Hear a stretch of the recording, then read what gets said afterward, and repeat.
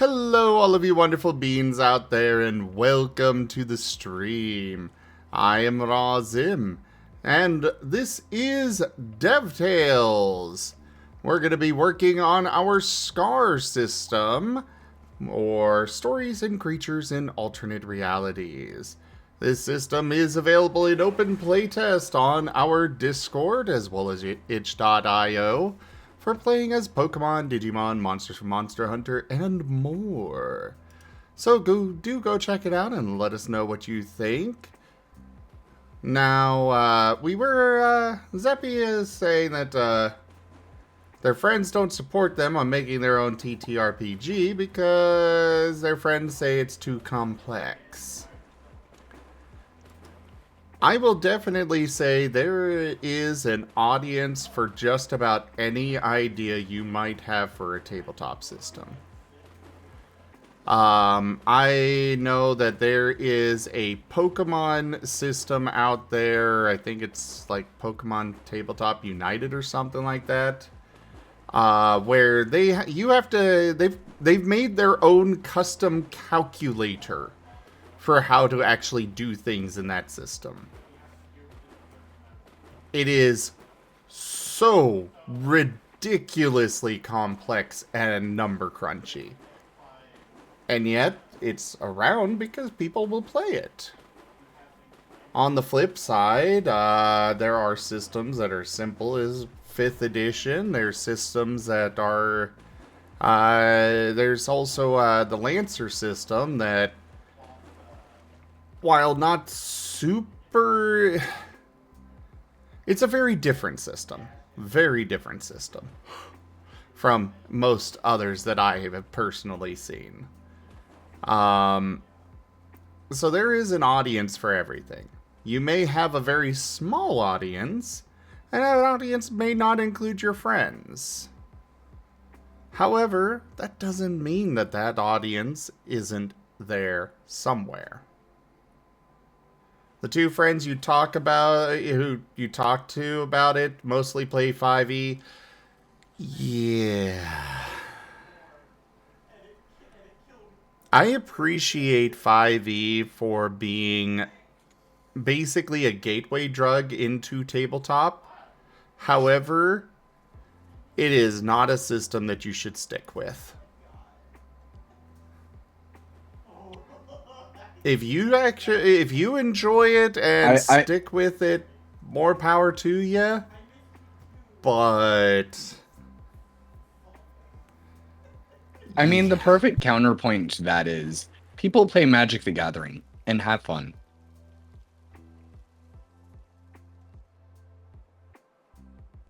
True. I don't think you can make a tabletop RPG system that is too complex for some people, because some people will play Magic the Gathering. Some people out there still play Yu-Gi-Oh!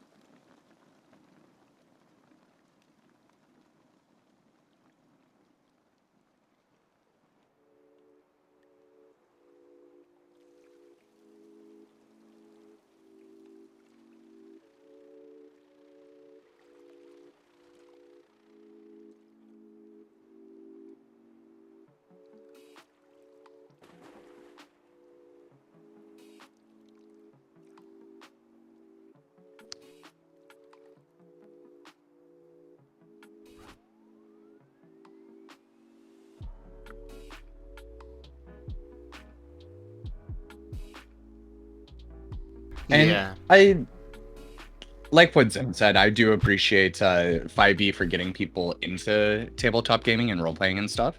But also at the same time, there's a lot of people who rely too much on 5th edition. And I'm not necessarily saying they... Like, obviously, play what you want. If 5th edition is all you want to play, that's fine. But 5th edition is extremely simplified relative to what's always been going on.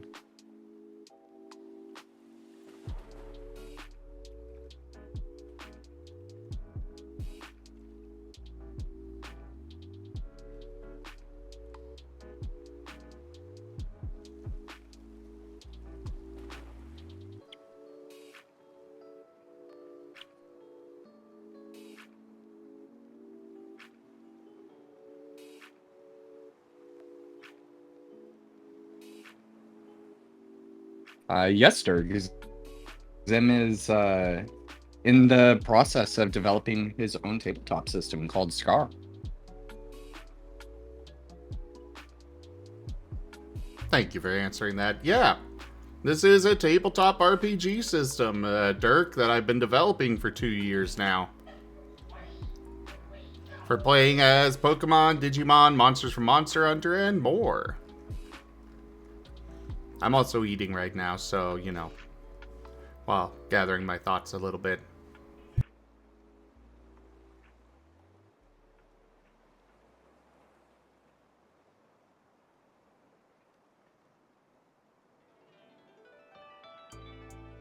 Which, by the way, Dirk, later tonight, there is going to be a game that Zim is running using the Scars system.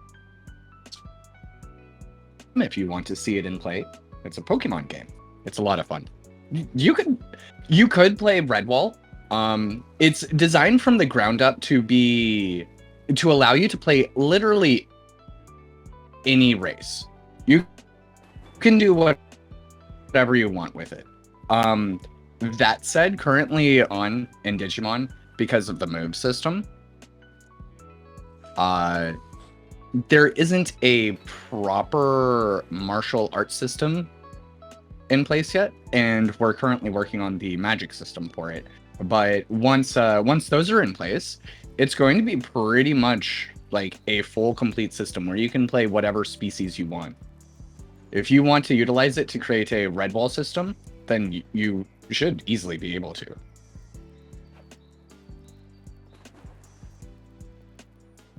Oh, absolutely. Yeah, the ultimate goal is to support anything that you might want to run it with. The emphasis right now is on Pokemon and Digimon because those are kind of what inspired me to start making the system in the first place. But at the end of the day, it is going to be made so you can run whatever you want. You could do a Redwall campaign. I know Era's got ideas for a some kind of sci-fi human campaign where the players are human but then take on personality or avatars in a digital space and stuff. Something along those lines. Which is perfectly supported by Scar.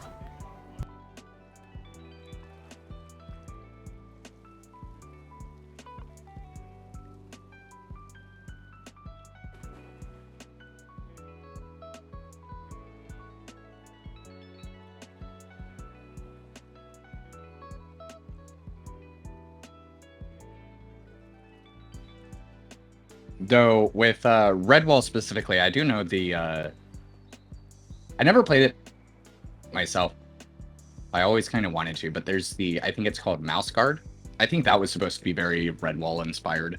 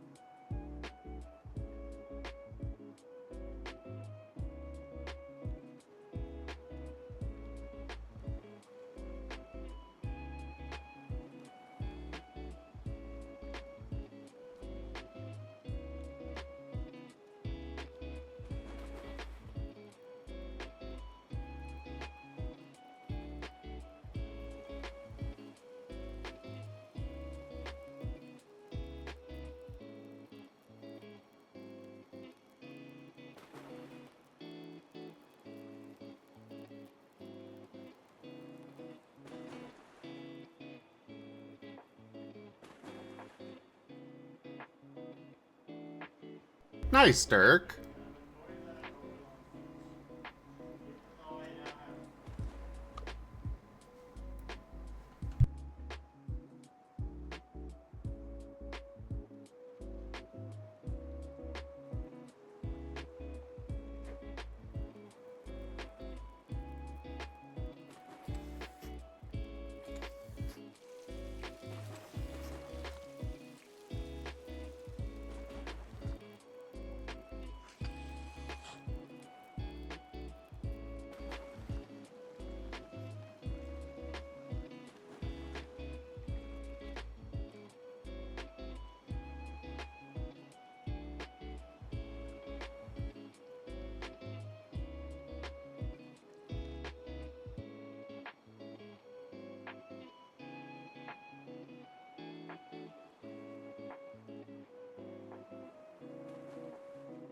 All right, Zim. So for the party games picture, what character are you thinking?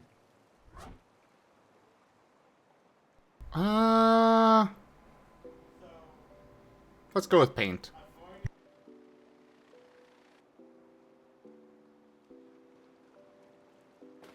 All right.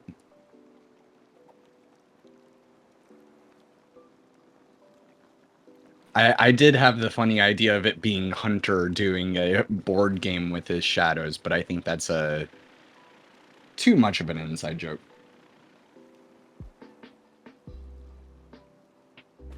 Maybe just a bit.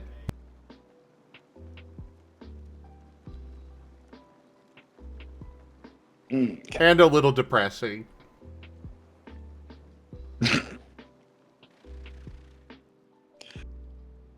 Well, don't make a depressing character arc then. Jeez.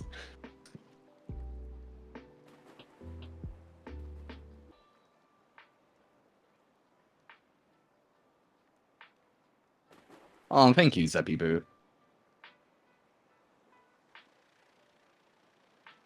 Asher? Hmm.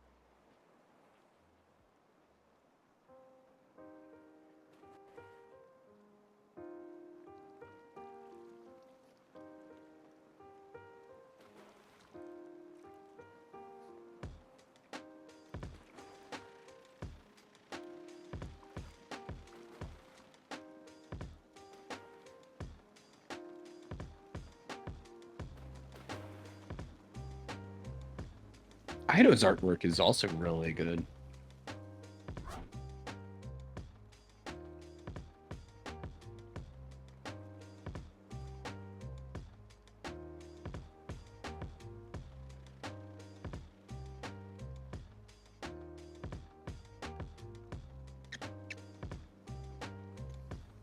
I will definitely agree. Ido, you've been getting really good at art.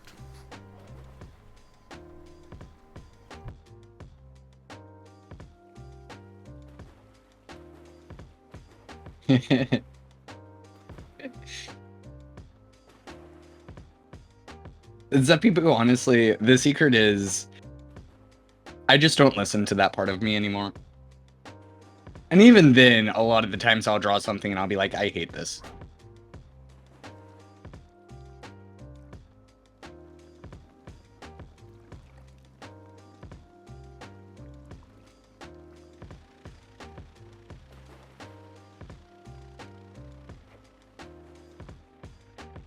Either you learn to push through it or you learn to ignore it.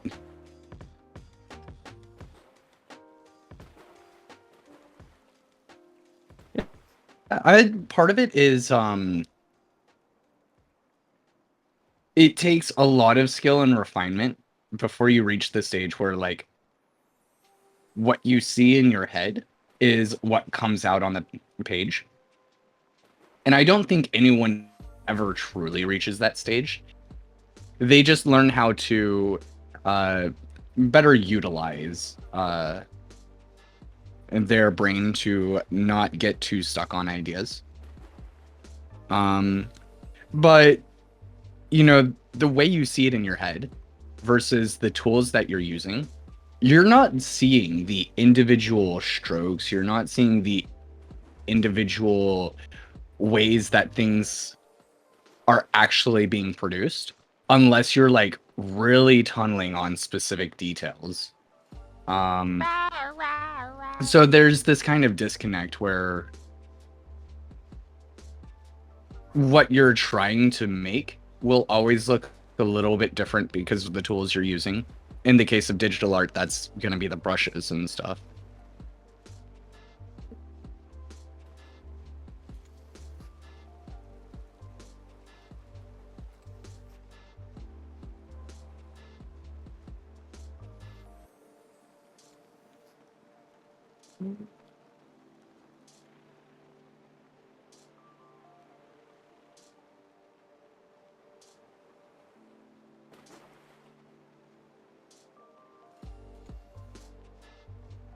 Pretty much.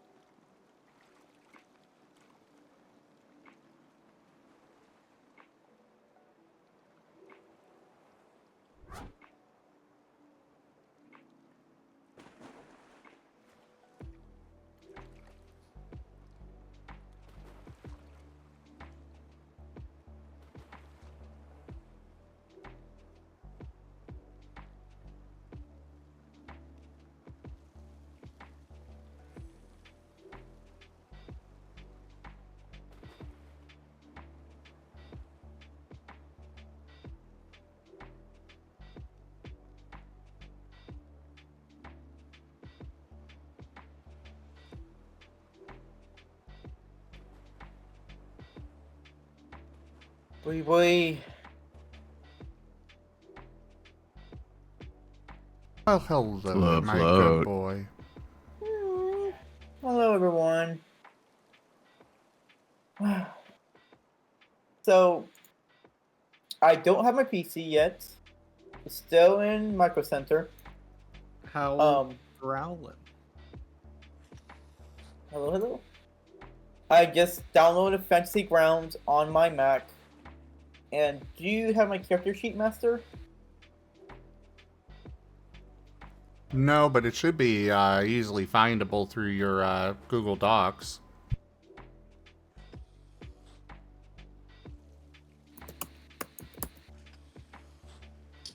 Yes, I do things. I return for now. My power is actually out, and I'm on emergency backups. So, I don't know how long it's actually gonna last.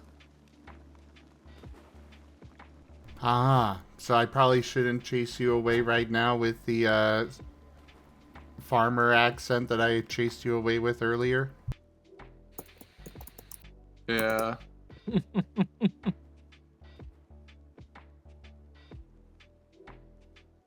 I didn't realize you hated my farmer accent so much. I don't.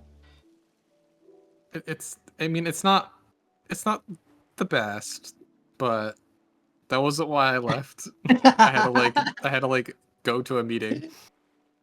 Uh-huh.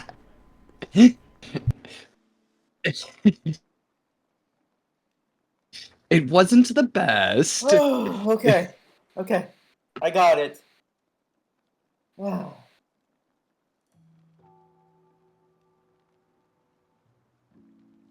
Well, you'll want to tune in during the Stardew Valley streams to see that, Merle. Yeah. I have to go. Where? Anywhere you aren't. Yeah, that was Werny earlier.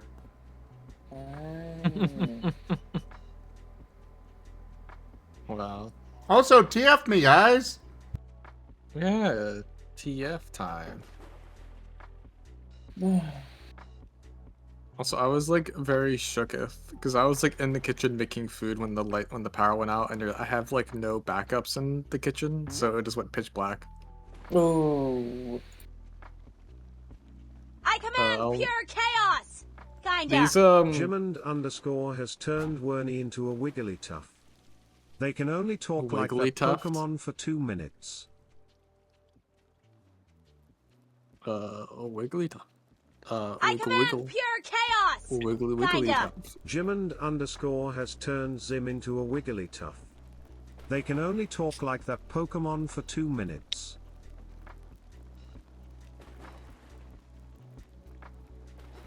Wigglytuff. Duff, Well duff.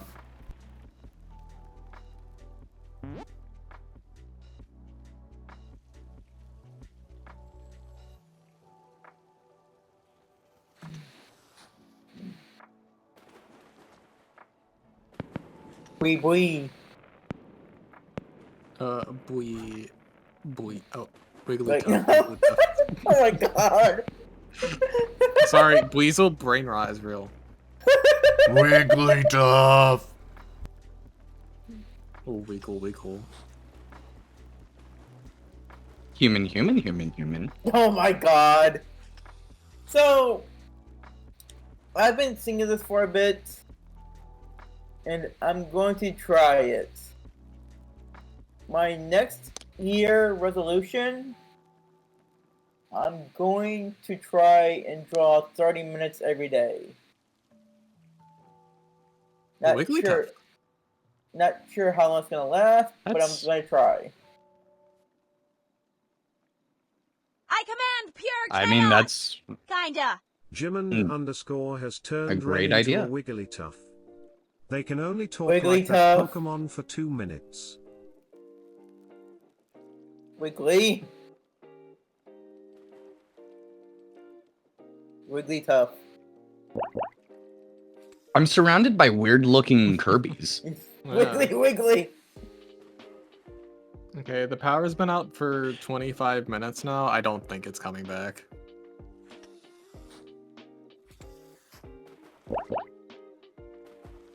Wiggly. I should probably shut my computer down because it draws a lot of power from the backups. Wiggly. Does that mean you're leaving us already? I didn't even Yeah. break out my farmer accent again. Oh no. What Wiggly, a shame.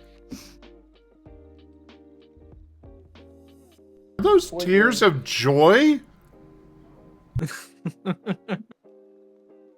Oh shit, I should probably save what I was working on in Clip Studio before I shut down.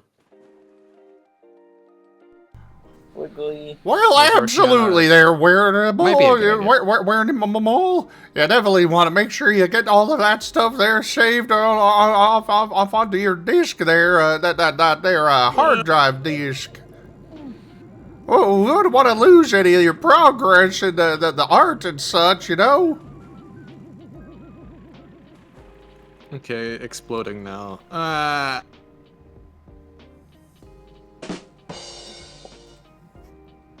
Everybody Wiggly. hates me. Wiggly.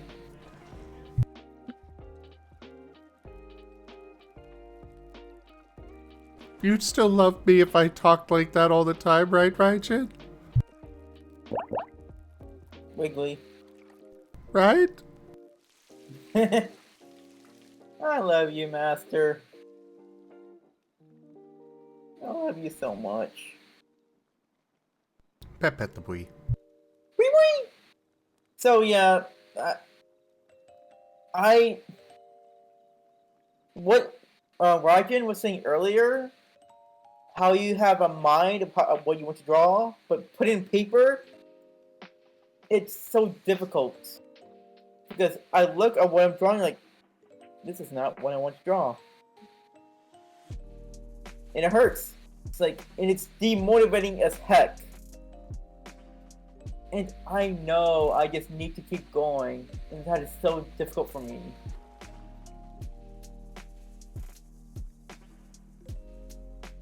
So, if you want a more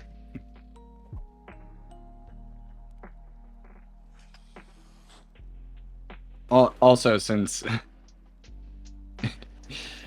Merle pointed out my silence, I actually don't know if I how I would react if you used that voice all the time, Zim. But you're free to test it if you want to find out. No, I'm good. Worst case scenario, I probably just keep kissing you to make you shut up. Okay. You can't talk if my lips are on your lips. Watch me.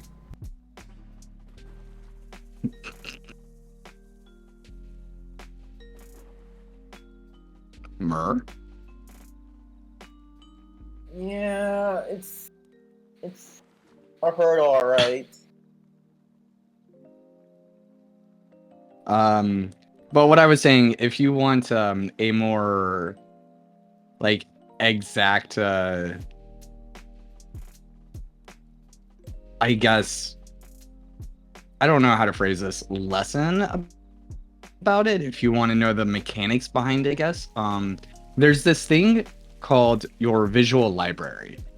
And that's your ability to think of things that exist and draw them accurately. If you're not an artist, if you haven't trained yourself as an artist, you actually think of things in terms of symbols. For example, if you think of an eye, you're probably thinking of like the eye emoji. So like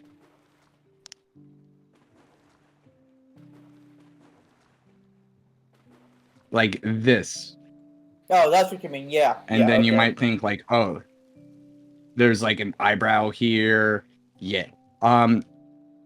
This is a bad eye. And the reason why this is a bad eye is because eyes don't really look like this in practice. This is technically the shape of it, but it falls apart as soon as you have it on someone that has turned. So let's just, make a quick little face here.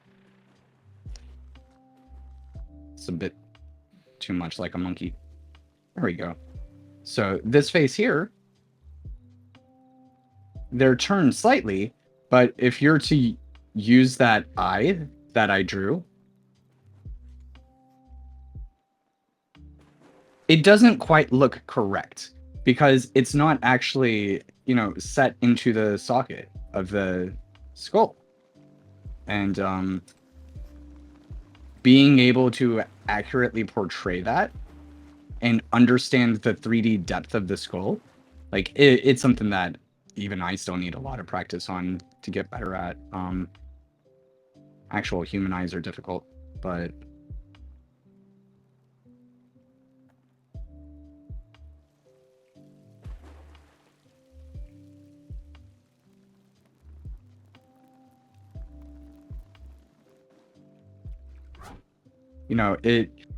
it's different.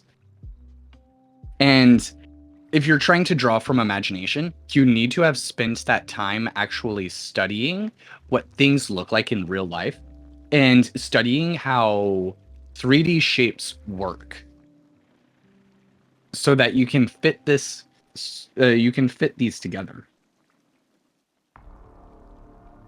And until you have a good grasp on that, it's like you can still have fun with it, but I think at some point you're always going to run into the problem where you're just going to be like looking at your art and you're going to be like, clearly this isn't right.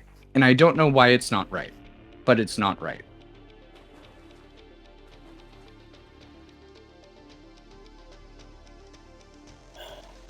No, I know exactly what you mean, because I did try to art before.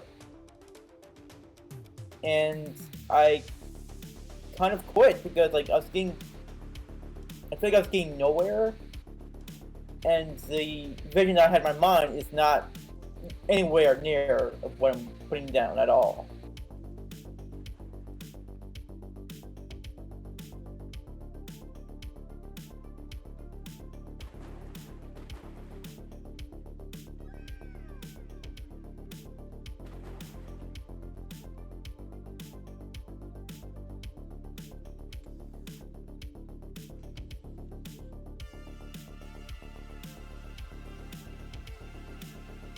And the hard part for that is that I'm very hard on myself. I'm not a perfectionist, but when I get something wrong, it annoys me greatly.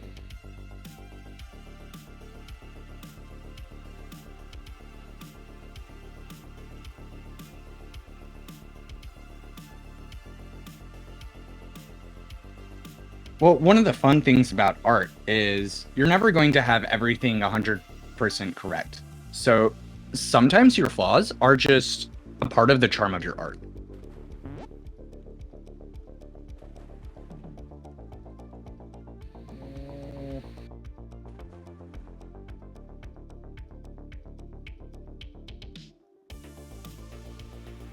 What program do you use, by the way? The art program, I should say. I'm currently using Clip Studio Paint. Ah.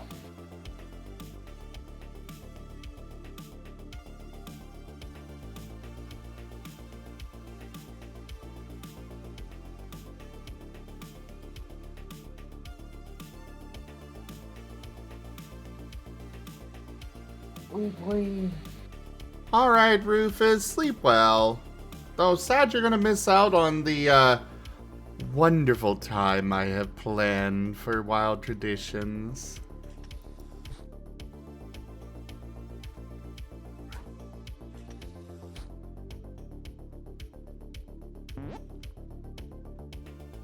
I can't wait to see what Ren thinks of tonight.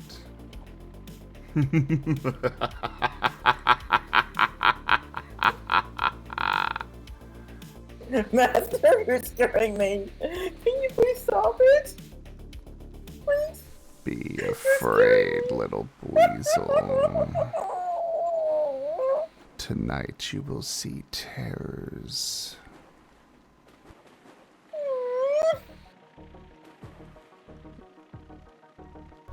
Well, it'll go on YouTube, Rufus.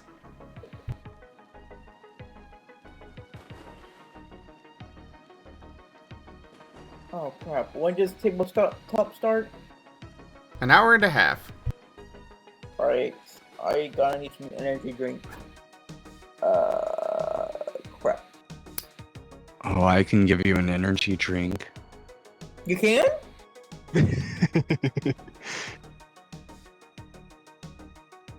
Hello, Ido. Welcome back, Ido. Hi, Ido. Also, Ren, I'm very much looking forward to putting you on and getting inside you. Eh? Oh, did you not see the art that got done for you today? No, I did not! Oh yeah, Shai completed some very nice art for you. What? Where is that? The same place he always posts his art? Oh, she, right. Shai, she, whichever. So you saw that? Of course I did.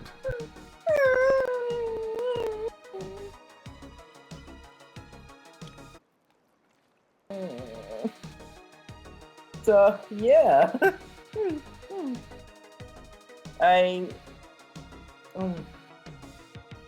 fursuits. That's all I'm gonna say about that. He Oh, I got gotta see it an now. art of himself turning into a fursuit.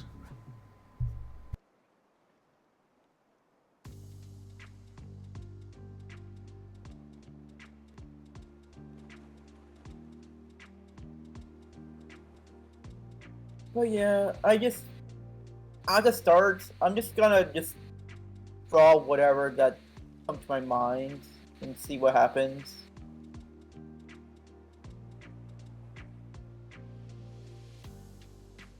It's a good way to start. Best way to learn to do something is just to try doing it. Yep, because that's gonna be the hardest part for me. Just actually starting doing it.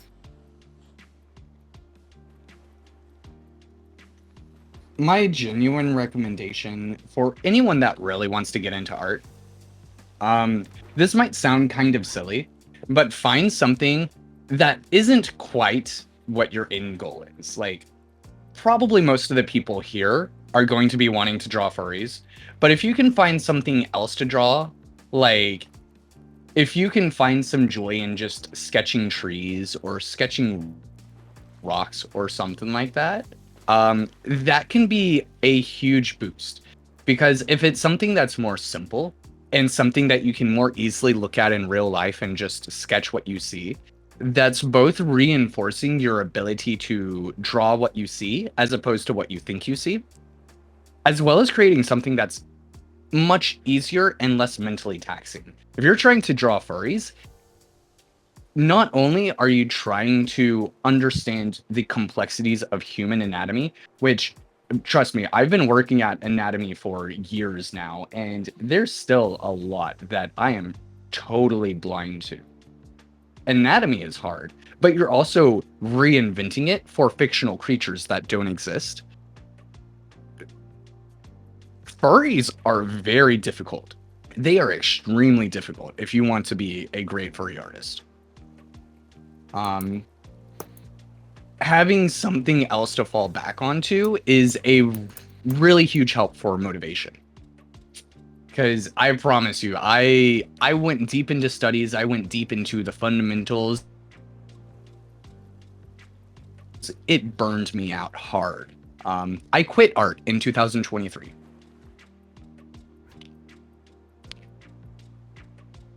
What got you back into it then? Asher. Yeah, I believe it was the Asher her drawing. Really? Yeah, the first thing he posted, the first fan art he posted.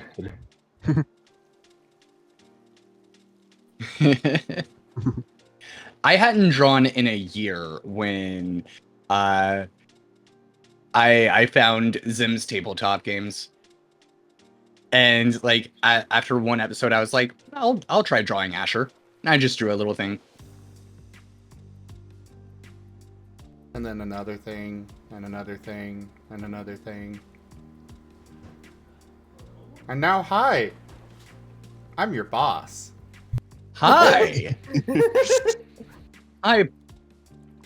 Hi, boss. Do you want to make out? Absolutely. Mwah. Mwah.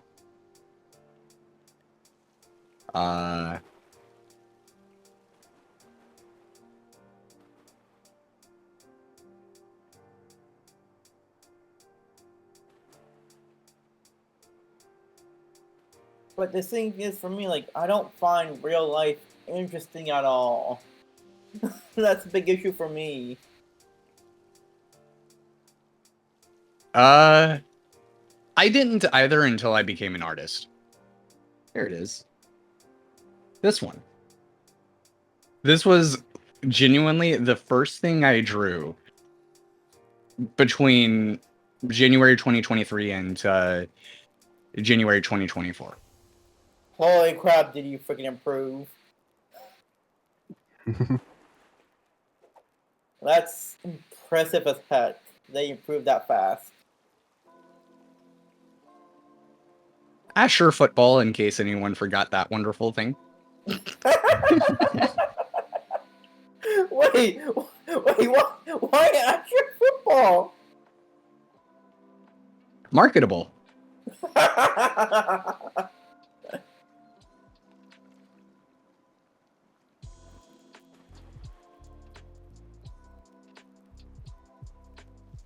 This is still one of my...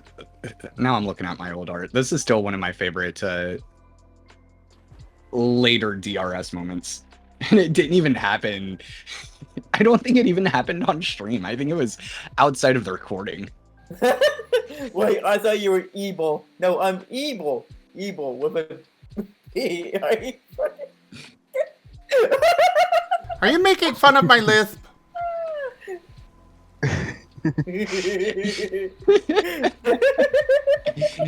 And yes, it was on stream, and but it's not during the recording though.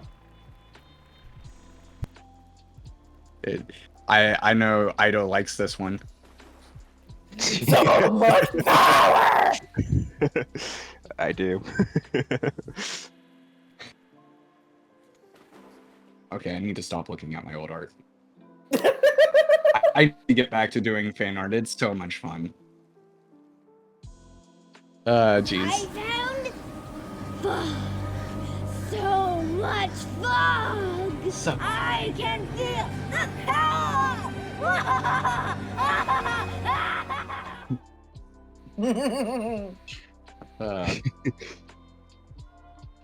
But yeah, I'm just gonna start just doodling, just try, just have fun, and that thing about the learning curve that I need to do at the start. And I'd say that's the best you can do. Because I know Should my I pull up art. my rocks? I know I'm not gonna get a good art from the start. I know it's gonna be rough. So I should just have fun with it. Nah, I'm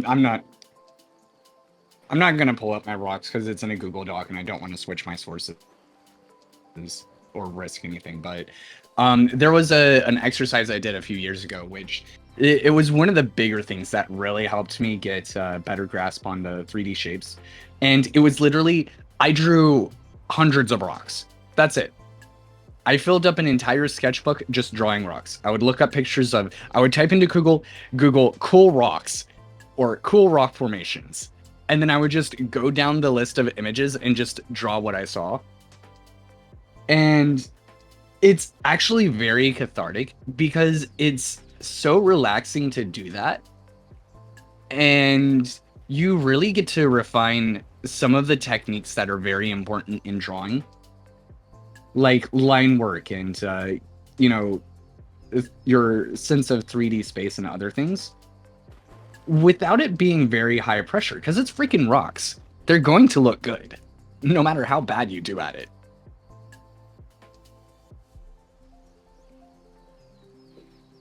And I'm not saying like you have to start with that or anything, but if you have some sort of side thing that you do besides furries, it's so helpful. I highly recommend like finding something like that.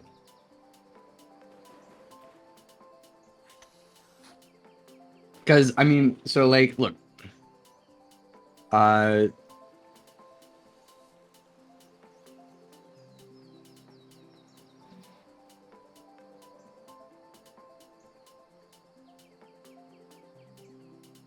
Alright, so I am thinking for the magic system that verbosity is a measure of how many words you can string together.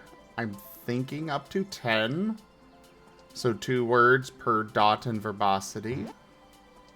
Or verbosity, however you want to pronounce it. I think it's verbosity. Either way. verbosity. Phonemics is going to be the knowledge skill with magic, and it is a measure of the maximum strength you can upgrade each word to. So you can upgrade the, well, not word, but each trait to. So you can upgrade the trait for power up to 5 times at 5 dots.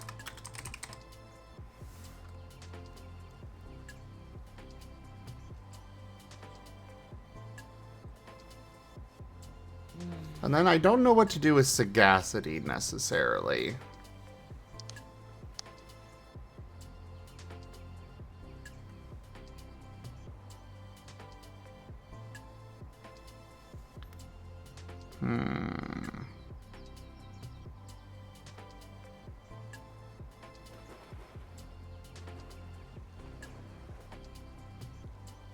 Well, power is for basically damage, Toshime, but that was one example.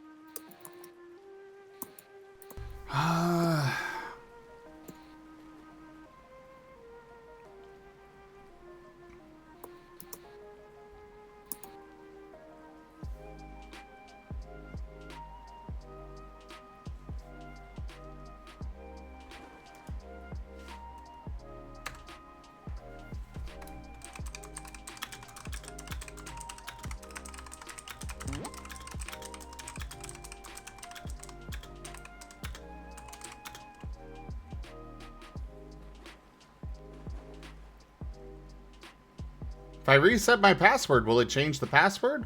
Yes.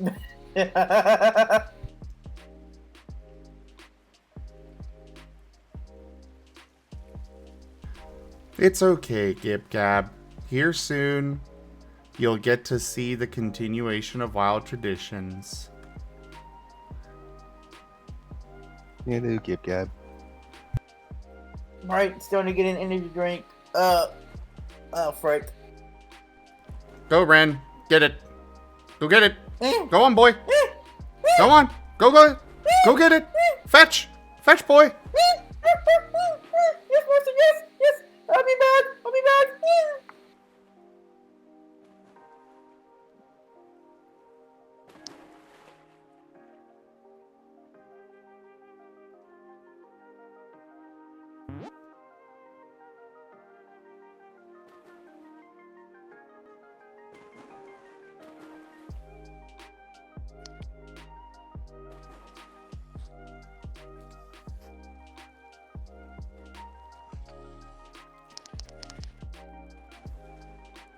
Uh-oh.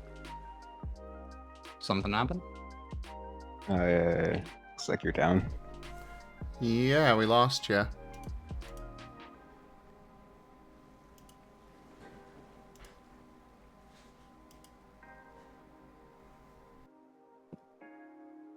I back? Yep.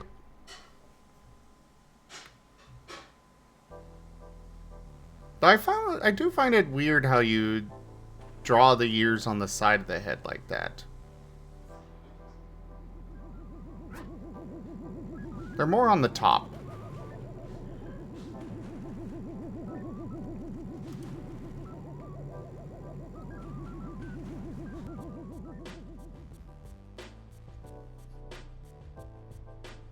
Oh, chat took you back to Hunter.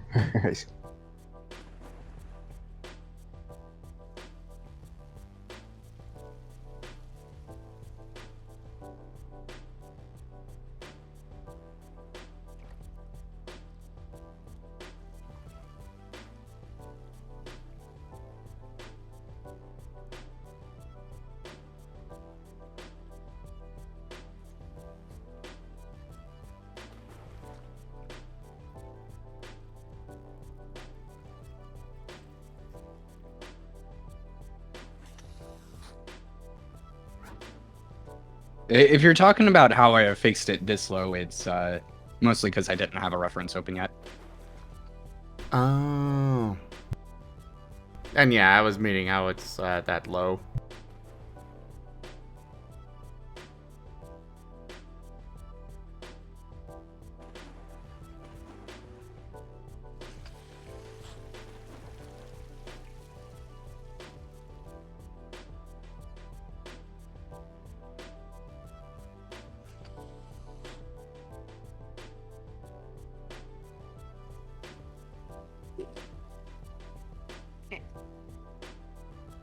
Hello there, Robibble. Welcome on in. things are going well here. So, down there in the bottom left, we've got Rdyjin doing art, which I don't think I actually mentioned earlier. I just mentioned the scar system. I am working on our scar system in the upper right, which is a tabletop RPG system for playing as Pokemon, monsters from Monster Hunter, Digimon, and more. It is available in open playtest on our Discord or itch.io if you prefer. And then in the upper left, we've got ducks, because ducks.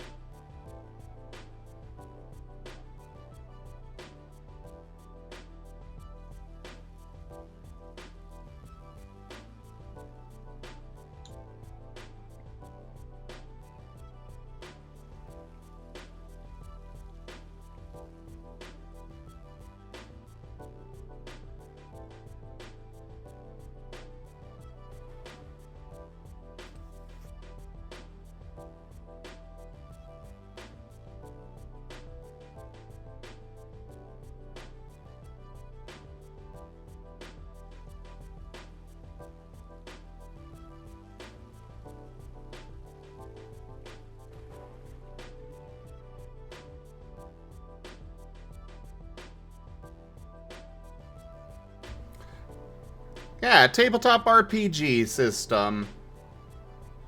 Kind of like D&D or Pathfinder. We're actually going to have a game of it here in about an hour. One that I will be running.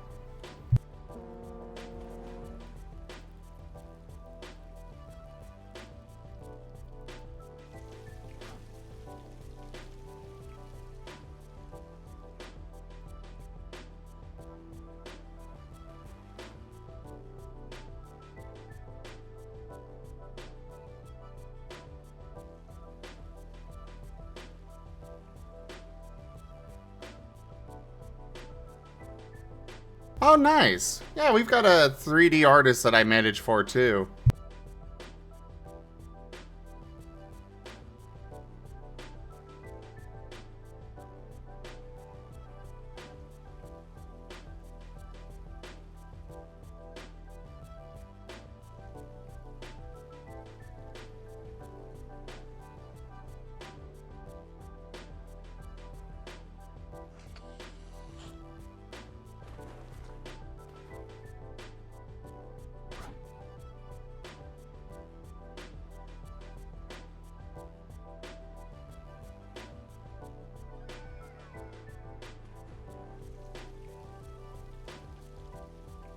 Well, the game that I'm talking about is a pen and paper role-playing game. So it's not a video game, though they will be helping me with some video games that I'm going to be working on in the near future.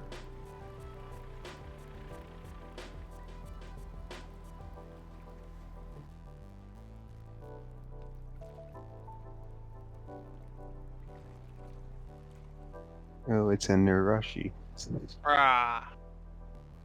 Or in floatal form. I have to redo the Fuji thing. There you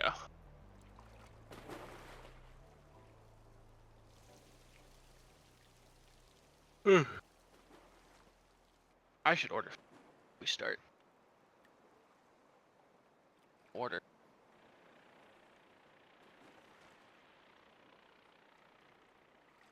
What do I?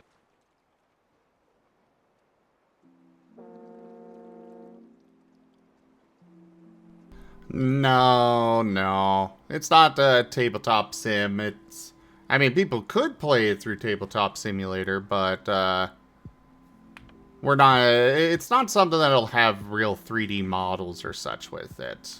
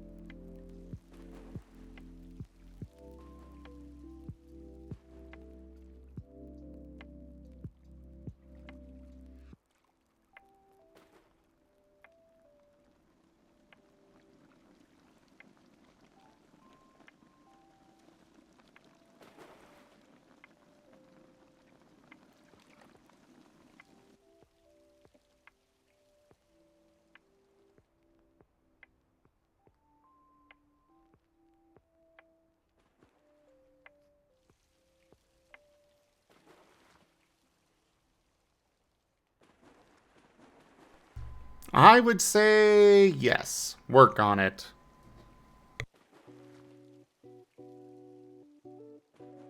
I don't know what it is, but I always support working on art.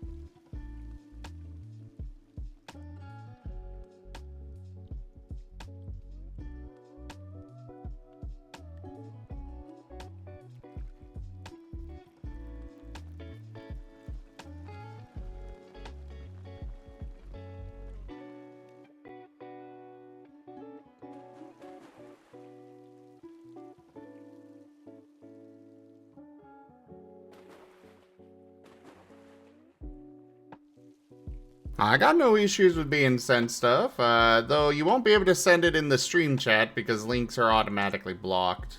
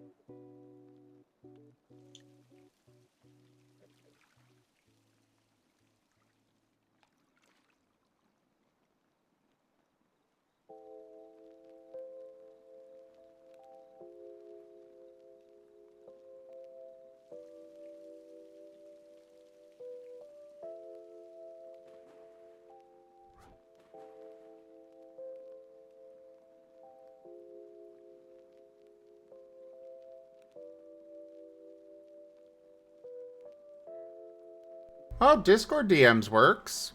I'm the same name on Discord as I am here on Twitch.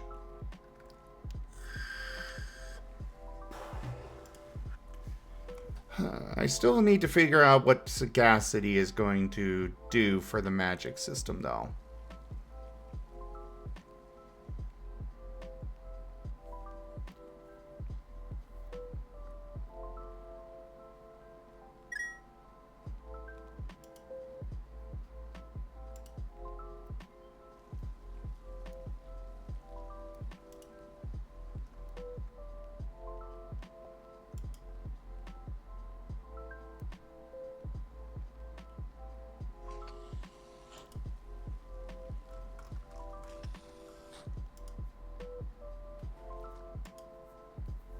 Any ideas, Rdyjin? Or anyone else here on voice? Or in chat? What's the option? I was distracted ordering food. So I'm trying to put together the magic system, and the magic system is going to include 3 new skills: Sagacity, Verbosity, and Phonemics. Verbosity is going to be how many words you can string together for a spell. Right now I'm thinking up to 10, depending on how many, dots you have. Phonemics is how much you can upgrade each trait/word to. So you could upgrade, say, power to 5 dots. Or to, power 5 for 1 word. But then I don't know what Sagacity should do.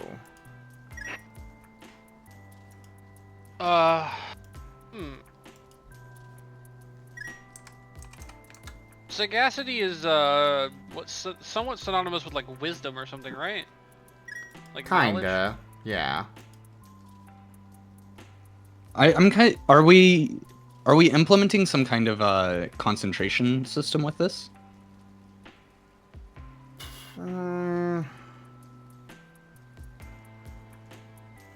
Probably. But I don't... Yeah, there will be spells that will require concentration to maintain. But,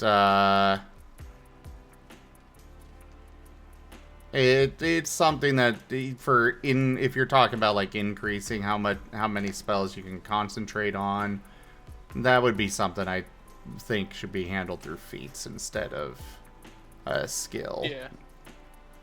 No, I'm not thinking that with the skill, but I don't know.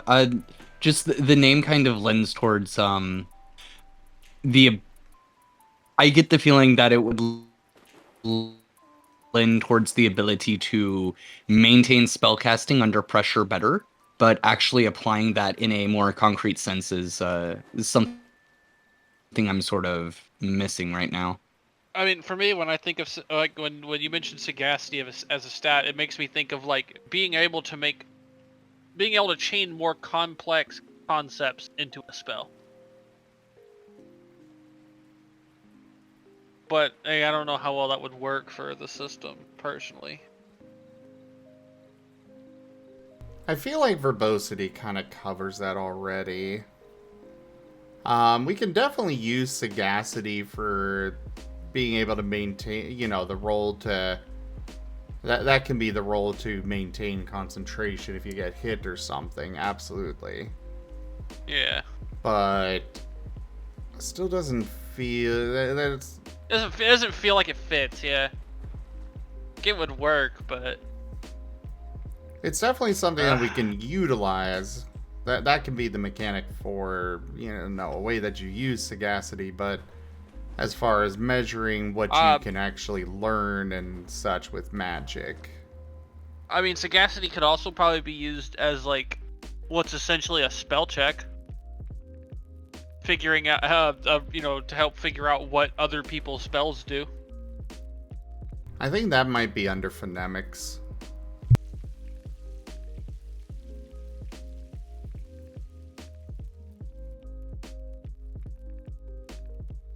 Well, I'm out of ideas for the moment, then. Alright, Robipple. I tried. Can we go through it again? It was as phonemics, sagacity, and what was the third one? Verbosity. Verbosity, and which one It's is on- each one? It's on page 97. Let me get the document up. Yeah, probably easier for you to look at it.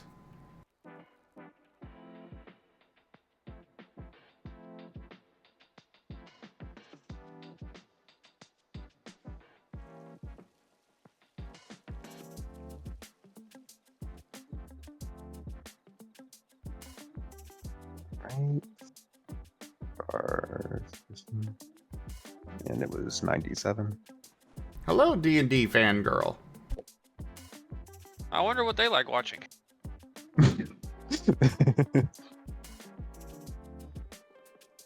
Ugh.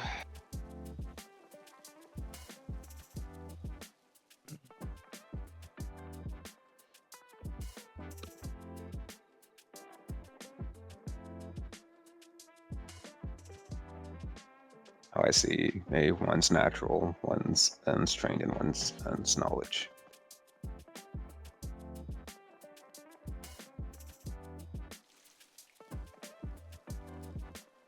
So I guess the aim of sagacity is for something you would be able to do naturally.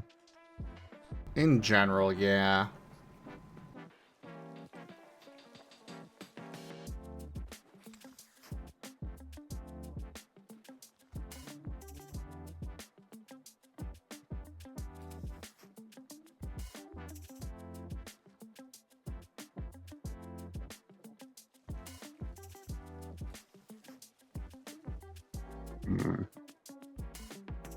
Verbosity is number of words. Phonemics is the measure of maximum strength. So you can upgrade Wait, that trait vapor power up to 5 times like that's.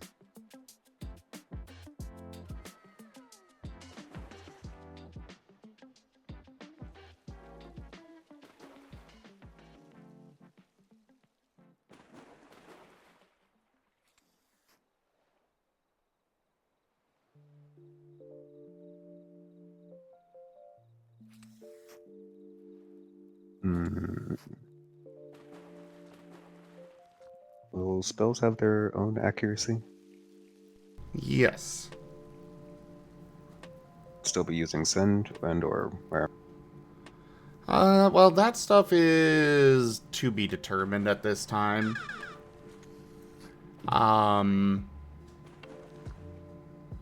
But either way, that's not necessarily the kind of function that I'm looking for right now with sagacity. Like, I want something that fits with what you can learn and utilize with the spells with sagacity.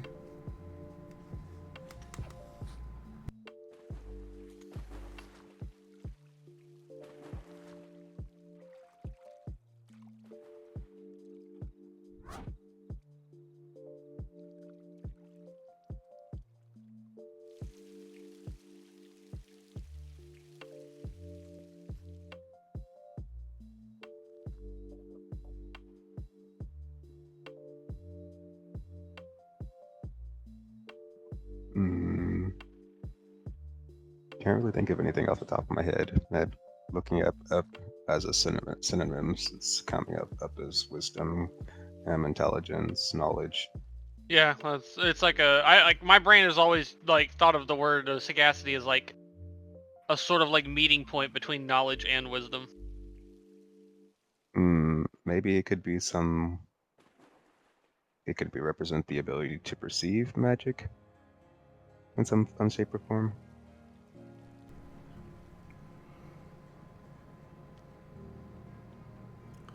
That's still something that I think would fall under phonemics for rolling, but I'm not talking about something that you are rolling for with this. Yeah, you're talking about what the skill actually gives you. Yeah. And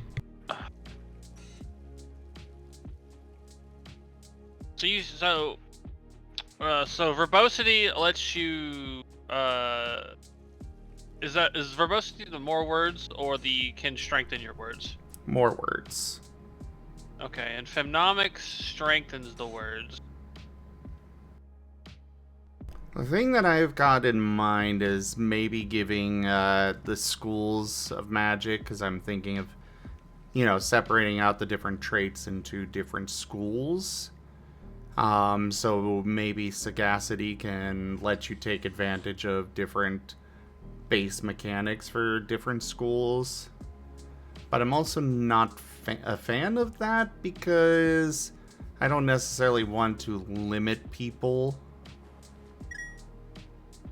on what they could do, Yeah, I can see that.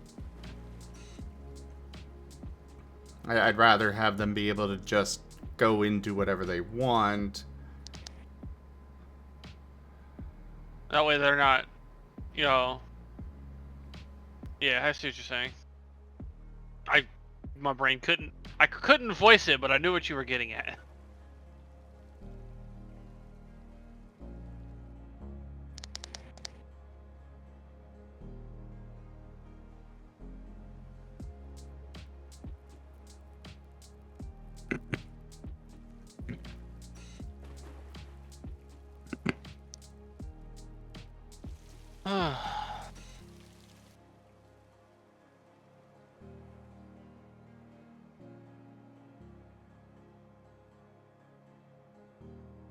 I'll have to think on it and see if I have any decent ideas come up, I guess. Yeah, me too. Like I can see your idea working, but I can also see your argument for why you wouldn't want to do that. Yeah. Yes, D&D fangirl. We are creating our own game system called SCAR, or Stories and Creatures in Alternate Realities. We actually have several games of it that are being run throughout the week. Here in about an hour, we're going to be running one called Wild Traditions. It's actually one where I'm the storyteller for it.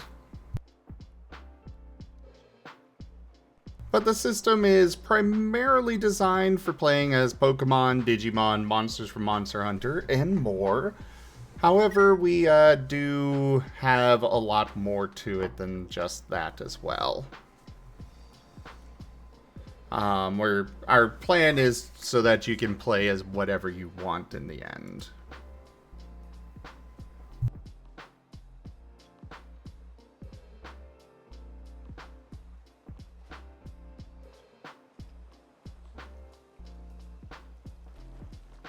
It's a system that very much rewards creativity.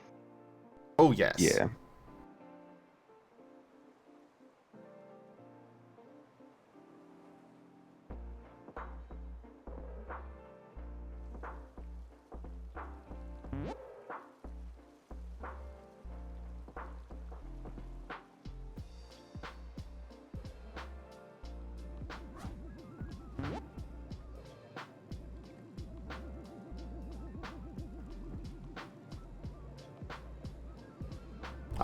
We weren't putting ourselves down with that, C-Miss. We were just saying that, you know, it's a system that has a lot of rewards for being creative.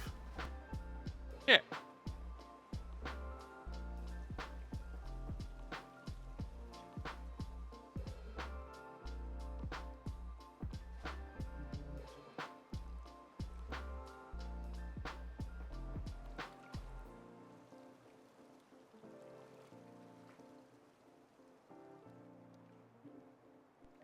Oh, I know. But the system has been going very well so far, D&D fangirl.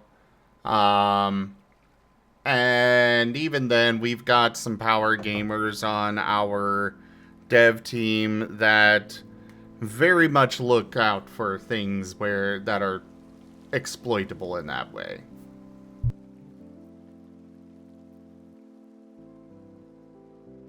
But it's a system that rewards working together as well. Like, you are straight up able to assist another player with any task, and they just get bonus dice on it.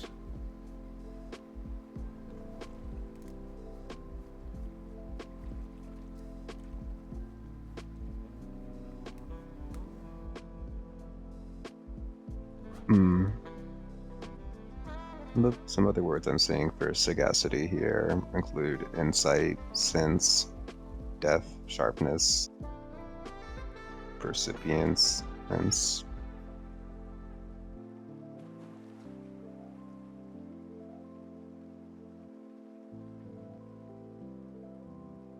Well, it might be something that I talk with the others about later. yeah.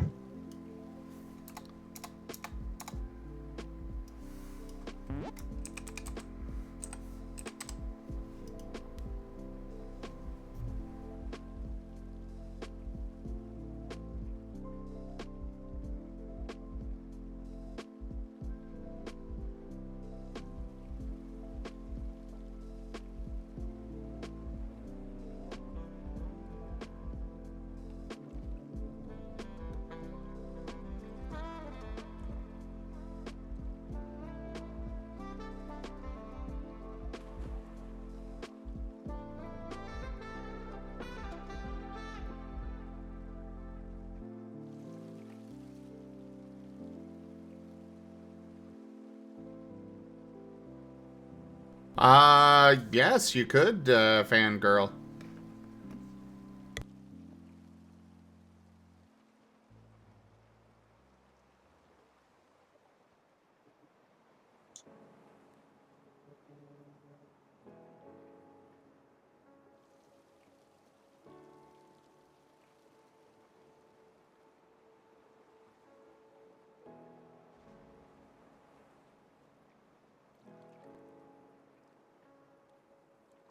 It mostly depends on your storyteller for what you can do as a whole, but yeah. Kind of the idea is that we put together a box of Legos, and you can take out and build whatever you want with that.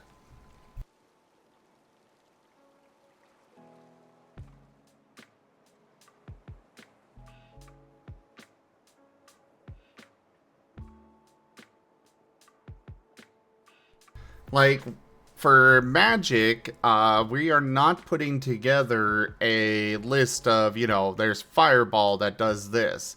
You got Firebolt that does that, Acid Splash, etc., etc.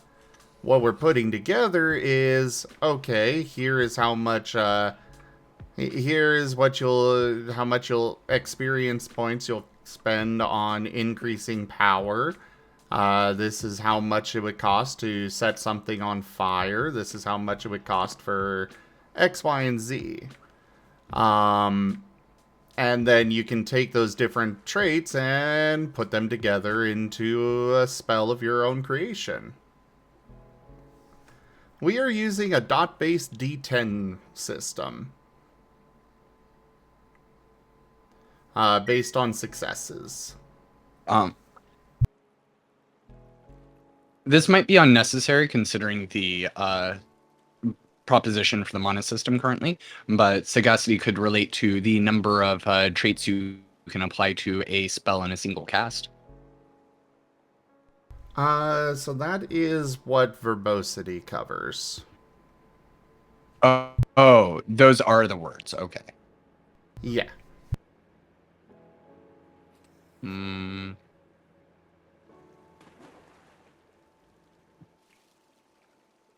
Sagacity might be able could be considered your magic channel,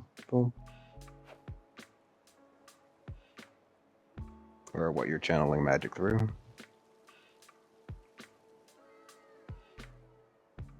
What do you mean? I'm having a hard time putting it into words.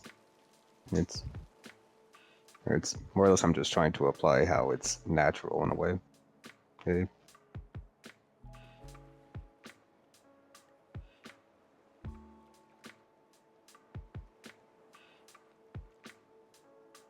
More or less as if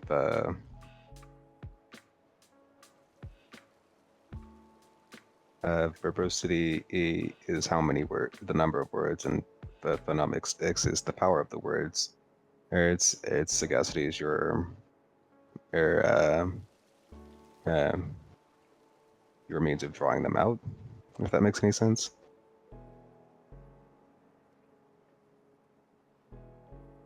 I am not following what you mean. It's fine. I'm kind of losing myself here too.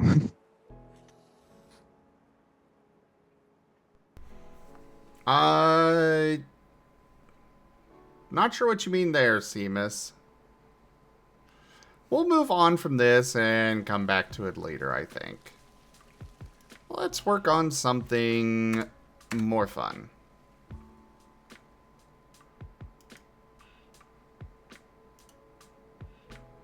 Not heading 1, heading 2.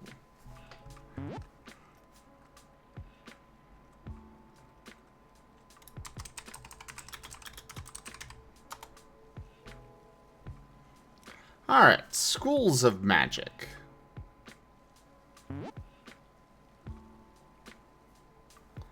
Well, first things first, easy one is necromancy.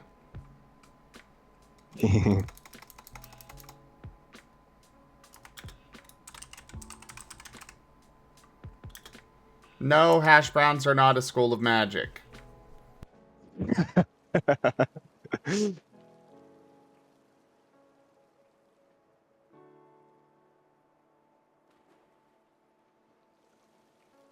But they could be. Oh. I don't think that would be a thing that we would want to have, Seamus. Because you're already, you're already able to upgrade, traits. Furry Paws are not going to be a school of magic either.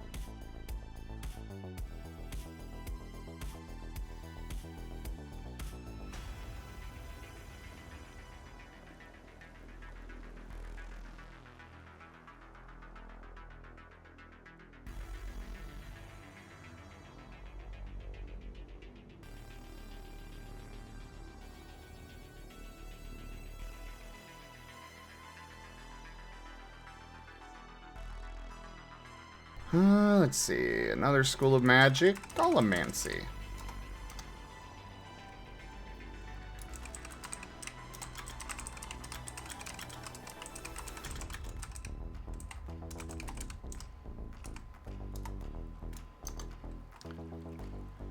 Uh...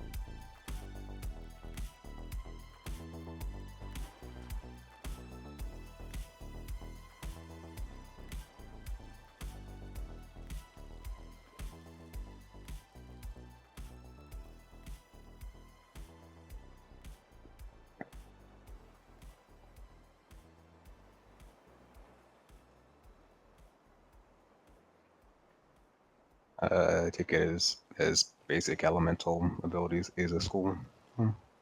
You know, what lets you cast fireball or something. Sort of like an evocation kind of thing, or Yeah. elementalist. Yeah. Yeah.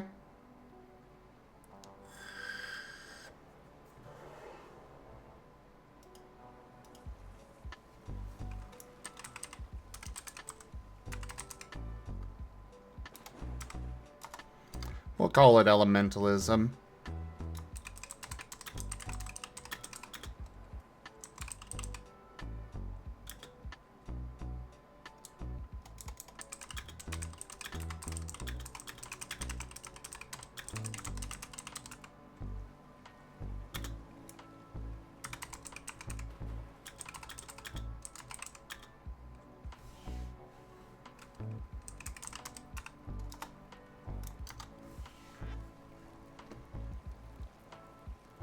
I don't really want to use evocation, but yeah, it's basically... The elementalism is going to basically be evocation. Okay. I assume you would want a school for, like, summoning things. Yeah. I guess that one we can use conjuration.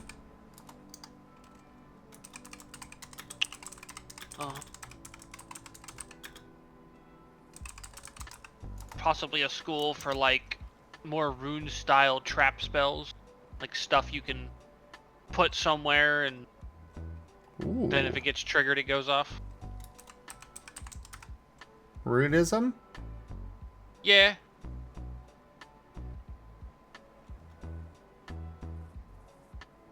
I'm always a big fan of that sort of stuff personally, so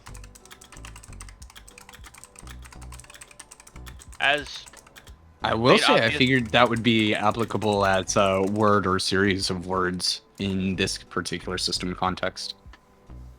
Yeah, Though but having this it would as be- a whole school isn't necessarily a bad idea. well, this would be applying the words to a written format so they don't go off immediately.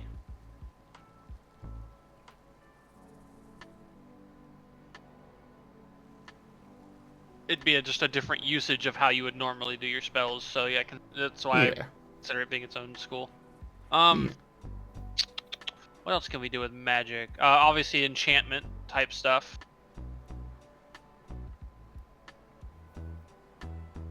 Classic. You just enchantment want to book. bring the Book of Ix to Scar. I mean, that was going to happen if you gave me the ability to make magic anyway.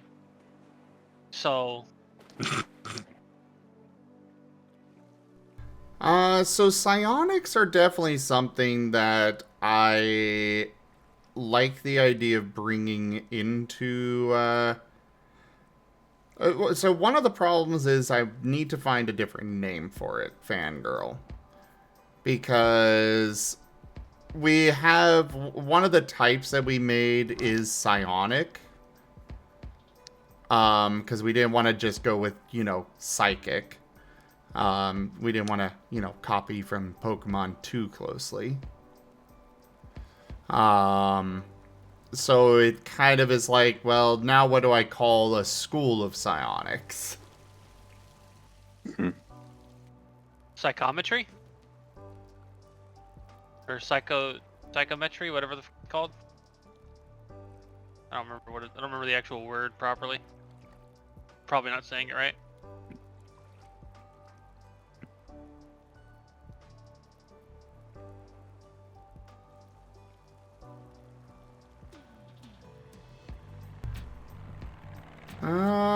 So psychometry is where you are able to gather facts or impressions about a person or thing, or through an object associated with this subject. So it's more like mind reading rather than, or closer to clairvoyance. Fair enough.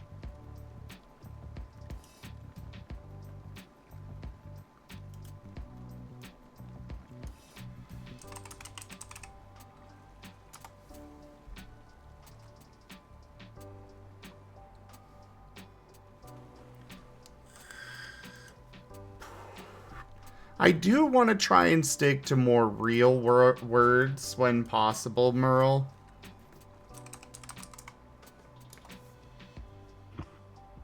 Though I suppose runism isn't actually a word, so probably should come up with something else. Runic something.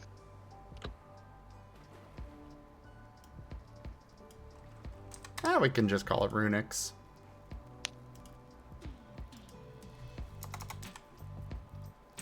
Yes, just call the psionic powers Mindix.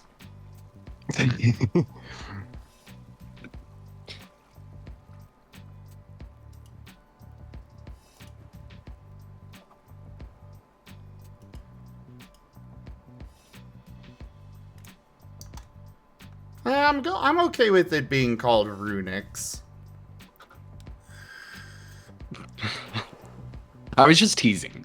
I'm not saying runing's so bad. Well, that's for the runes, not the mental stuff. I know.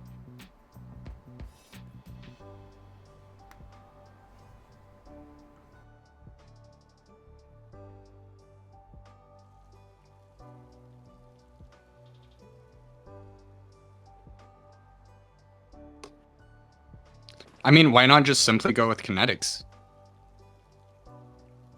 It's making things move through the power of magic.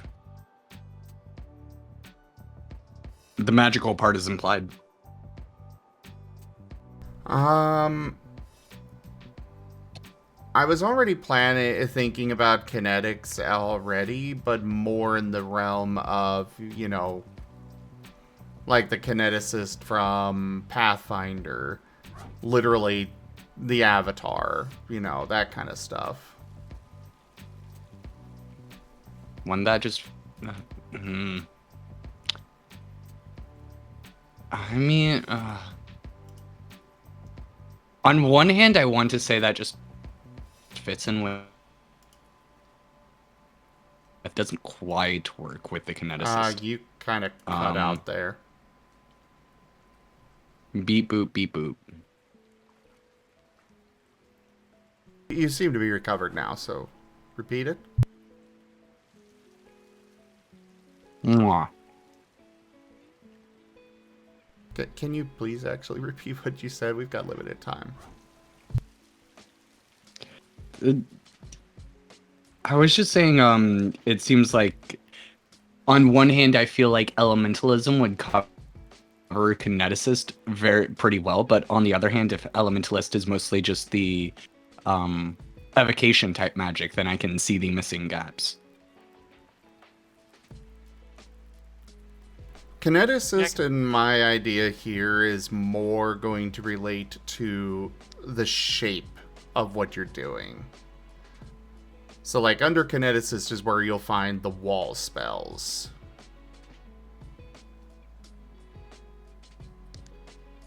The idea of these is that you take a little bit from each of these different schools for your spells. So, like, you might take wall shape from kineticist and fire from elementalism to create a wall of fire.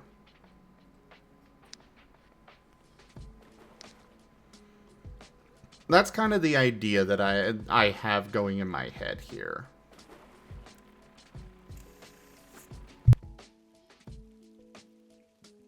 I guess I should probably start off this section by specifying that.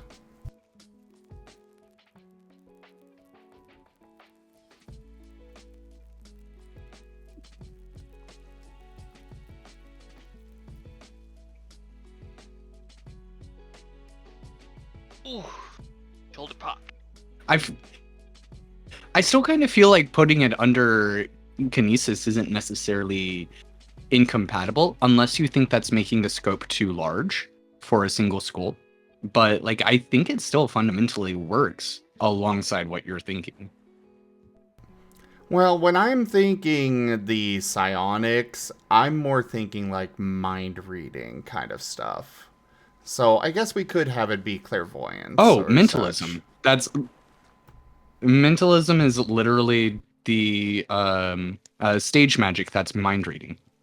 Oh, okay. Well then, yeah, there we go. Progress. I thought we were talking about telekinesis, not mind reading. No. Though telekinesis would fall under kineticist.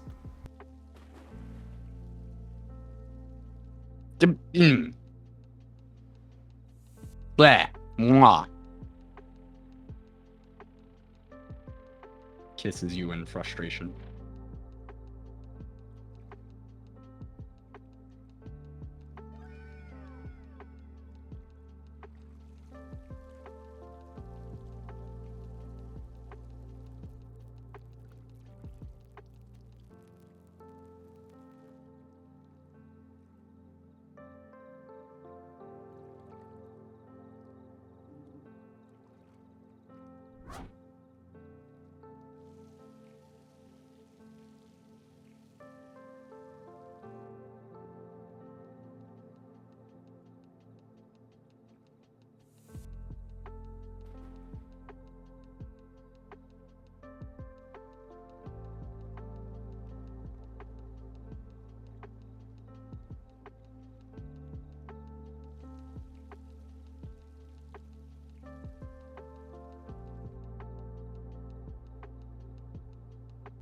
Well, thank you, fangirl.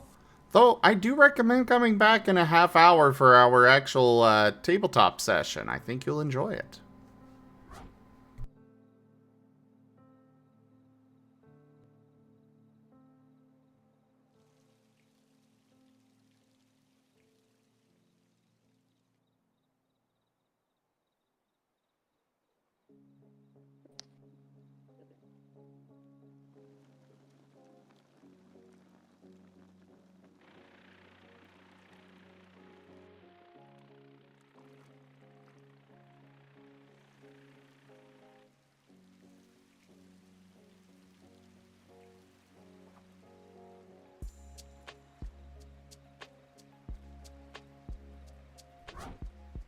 We have a particularly juicy session planned for this evening. For instance, Narashi's going to get to deal with a second Nova. But this one has a brain. Brains, brains, I like brains. I don't know if that's possible.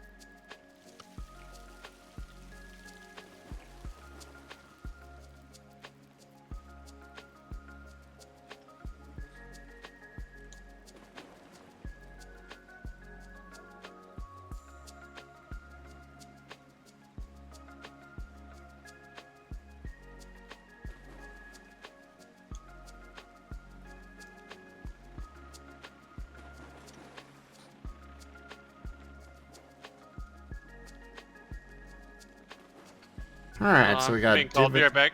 Okay. We got divination, traits related to the future, time, and truth. Thaumaturgy, traits for drawing connections between things, i.e. voodoo dolls.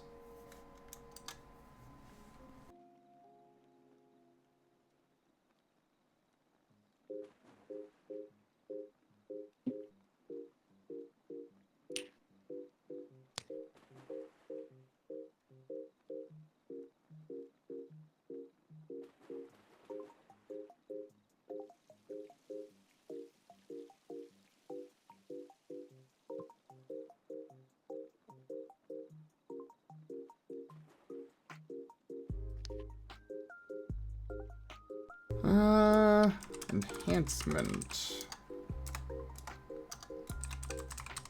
Traits for protection or buffing.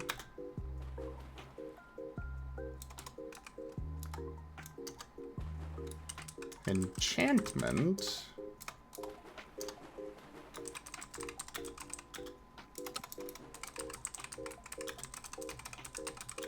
Ah, the School of Magic I'm naturally proficient in.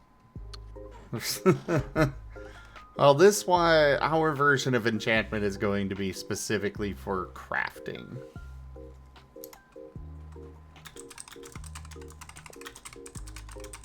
Who says I'm not a crafter? True, you are a wonderful artist. Even if you've disappeared. Blah! Love ya.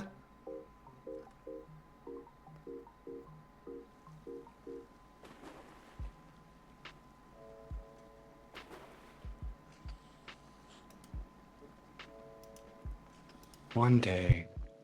Alright, I'm back. Roommate was calling me to let me know my food had pulled up.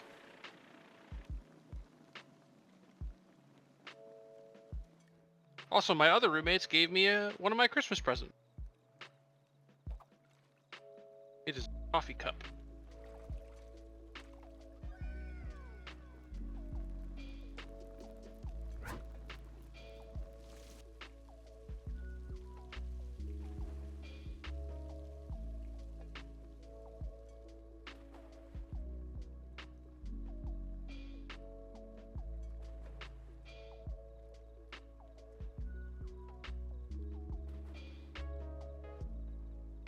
What does it say on the coffee cup? What does it say? It Yeah. Says, it says woke up gay again.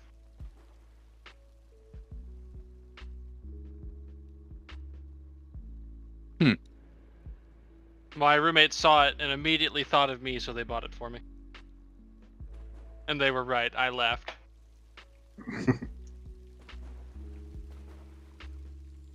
They are very aware of my sense of humor and are very aware that this is the sort of shit that makes me laugh.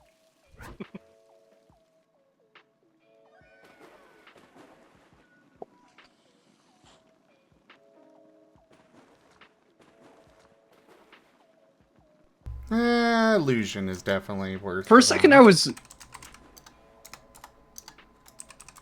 For a second, I was very confused why you weren't in the in Era's game, and then I remembered, oh yeah, you're not in Spice. Nope, I'm in the Saturday game. I don't think Eric had handled me in 2 games. Yeah. But you are in 2 games with him. Oh, and as a DM. As him being the DM.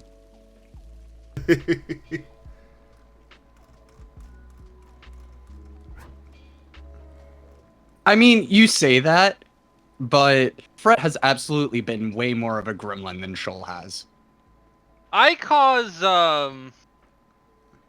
I cause Era a different type of headache.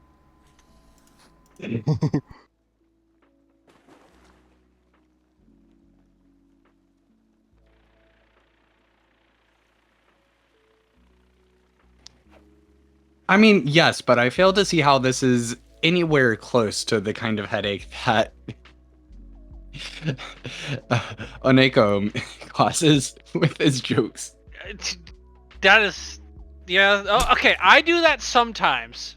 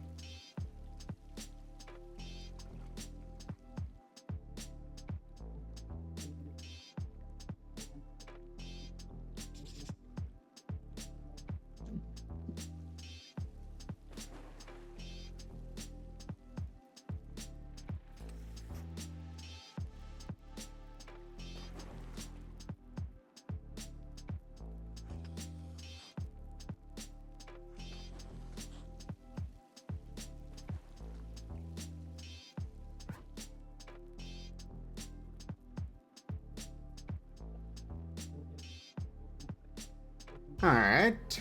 So we'll have blood. Blood magic, you know, kind of always have to have that. For manipulation of the body, tempest, traits regarding the weather.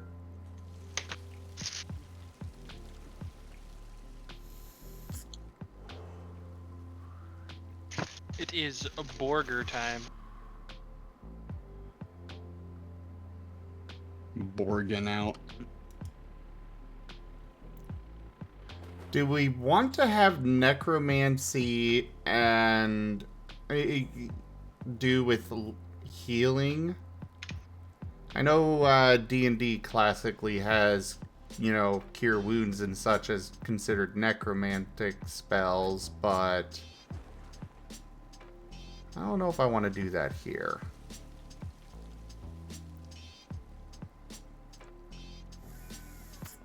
A thought I had, just as a potential alternative,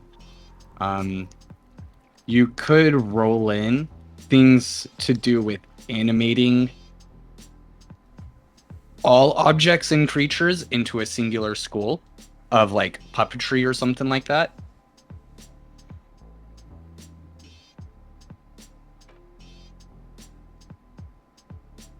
I could. Instead of having like golemancy and necromancy separate, even though they're kind of both centering around making things into minions. You know. It's not a bad But they are idea. distinct enough that they can stand on their own. It's just a thought. Yeah, I think I'd rather have them stand alone.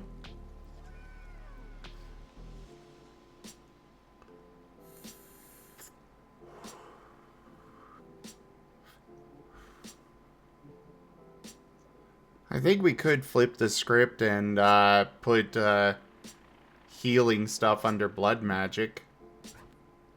I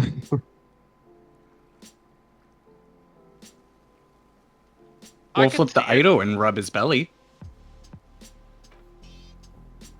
Geomancy, the magic of bread. I was just I cast ignoring Con. that. Probably for the best. No, we have to encourage Geemant when he makes jokes that aren't hash brown, so that he knows he can make jokes that aren't hash brown.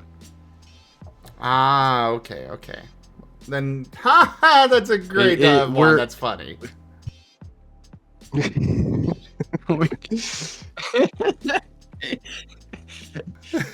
Geemant is a synth. You have to train him. You have to train him like a generative AI and feed him inputs so that he knows how to respond the way you want to. I'm sorry, Geemant. That might be a little. This is only a joke. I'm sorry. He'll be fine.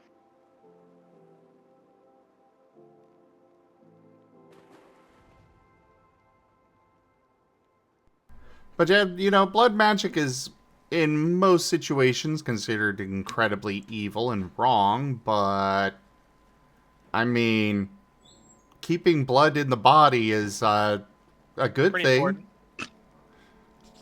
Or at least keeping your blood in your body is a good thing.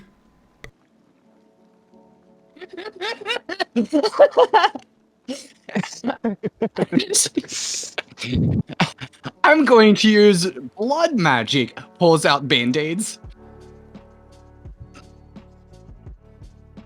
Hey, if it works, it works.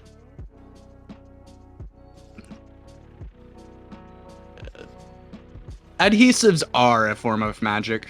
Let's be real. How do things stick to other things? By the power of duct tape.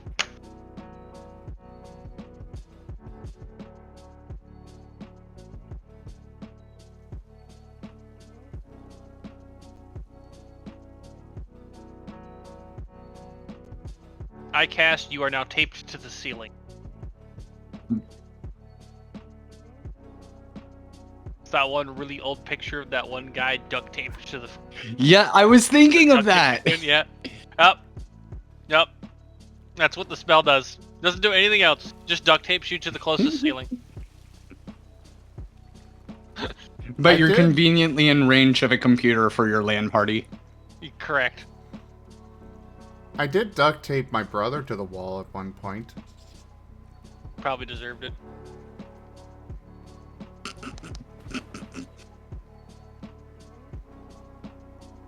Yeah. He did go along with it. My mom was very unhappy about it. Mostly because the duct tape kind of left a residue and took off some of the paint and stuff, and yeah. Oh, the fact that you potentially endangered your brother, completely fine. Damaging the wall, though? Oof. No.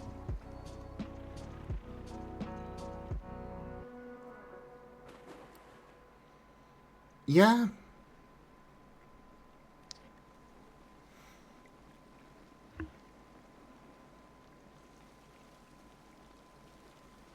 I did also convince him at one point that I could send a virus to his computer through the power cable. That was a great month of getting him to do my chores for me.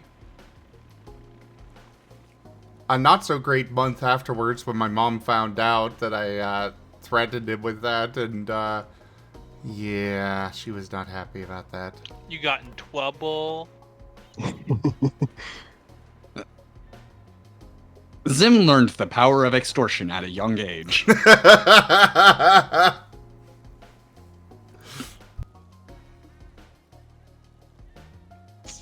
Hello there. It's an Osman. Hi.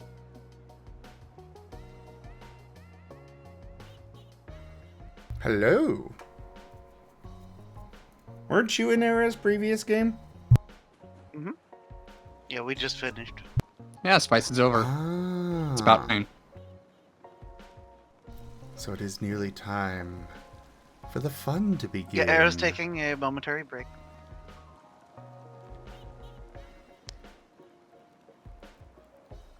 Resting his voice for what How's is his to voice? come. Who's resting whose voice? Era. Aw, poor Era. Tell Era he's a pumpernickel.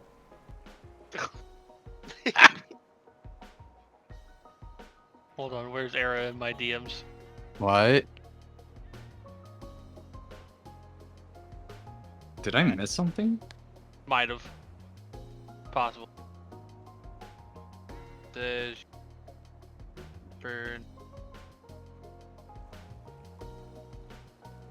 There you go. Zim, what does that make me? Oh, Mwah. goulash. You are still Kissy Panda. Mwah, mwah, mwah.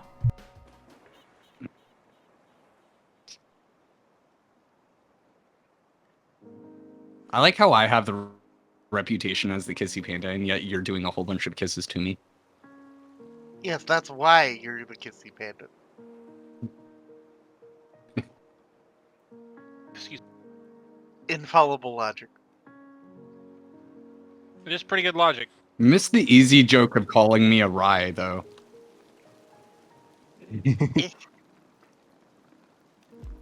Sometimes they're too easy. The jokes. Right, I have drinks. Drink, drink, drink. Where does Sippy at? Oh, in the ocean. Yeah, I just need to say that I have 100% continued to use that word in my real life ever since Nova used it. And I've gotten my roommate saying it when we play Tarkov and we have to find some drink. So, my big ass roommate using the word sippy to find when we're trying to find some water or juice is very funny. And will never not be funny. That's a lot more reasonable and normal than, like, if you started using that for whenever you go to the beach. Yeah, we're just gonna go have a sippy. I'm not. I have more than a Tic Tac in my brain, so I am not going to try and drink the ocean. Yeah, you're not an orange cat. Exactly. Eevees are kind of almost orange cats. Yep. Unfortunately. What breed of cat do you think is closest to shark cat?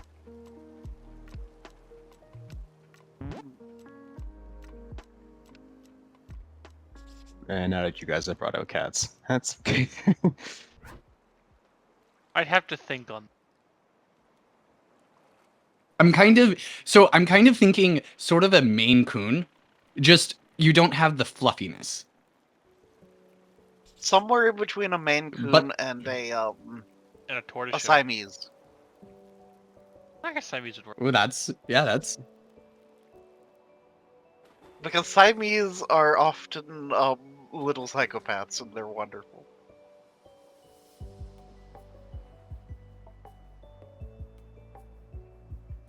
a tortoiseshell is also a good one because those are the two breeds that like I think of whenever I think of a cat that's like just so full of themselves and thinks of themselves as regal and royal more than any other cat.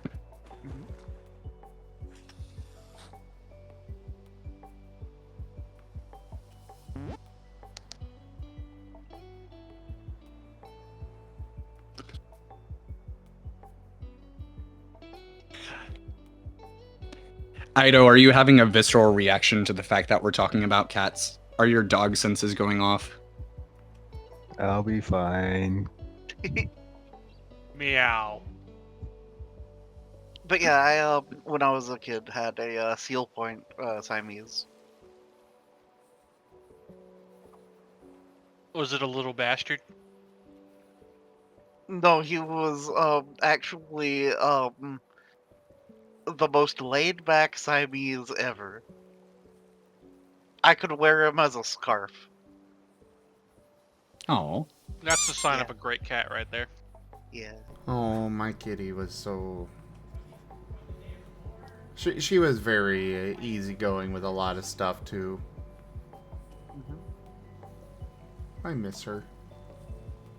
At least if I was the one doing it anyways.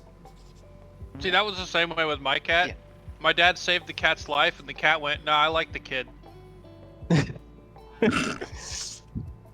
And I was an obnoxious little shit too. Like I'd just pick him. I would literally carry him upside down, and he'd just be like, "This is fine." Wander around the house with an upside down cat. And like when I say upside down, I mean like I'm holding him around his middle, and his like top half is just hanging. Oh. And he's just like, "Yep." He didn't care. I mean, he always looked really bad though. I have a tendency to like no matter how antisocial the cat normally is, cats just end up in my laps. Or end up in my lap all the time. Like when I went to visit Era, Kuro was not warming up to Cass's sister, but Kuro immediately was just chill with me. Whenever I go to my sister's house, there's like the cats actually fight over my lap. Funny. I know Jake was on your lap almost constantly when you were here. Yes. I'm back. Yes. Like I sat down on Zim's couch and the cat just immediately took over my lap and I was like, all right. Right. Welcome back. The worst Ryan. part is that Rdyjin is allergic to cats. Thank you. Aw. And I'm just like, this is fine. This is fine. I'm not dying. Aww. And there's Oh. Thank My you for cat the Lucky. bitty skip cap. his second favorite person was a high school friend of mine who had never owned a cat. He'd only owned a couple of small dogs. Dude had no idea how to even interact with the cat. And he came over one day and the cat just went, "Yep, sitting on you." And he was just like, "What do I do?" What do I do? He was Do very I pet confused. it? Do I touch it? Yes. He's like, "Why?" Then he was like, "Why is it glaring at me?" And I was like, "He just does that. Don't worry about it." Oh. I know Yeah, Cece Lucky was. had like Angry at me? Lucky had the most resting bitch face I've ever seen on any cat. It Cece was a hysterical. very affectionate kitty. And she was just this itty bitty little thing. So many people were like, "You should get her checked. She's probably got something wrong." And I'm like, "I've had her checked. She's fine." But I know one friend, he was hanging out and we were talking, and she hopped up on his lap. And about 15 minutes later, he looks down and he's like, "I've got a cat in my lap." So small he didn't even notice. Exactly.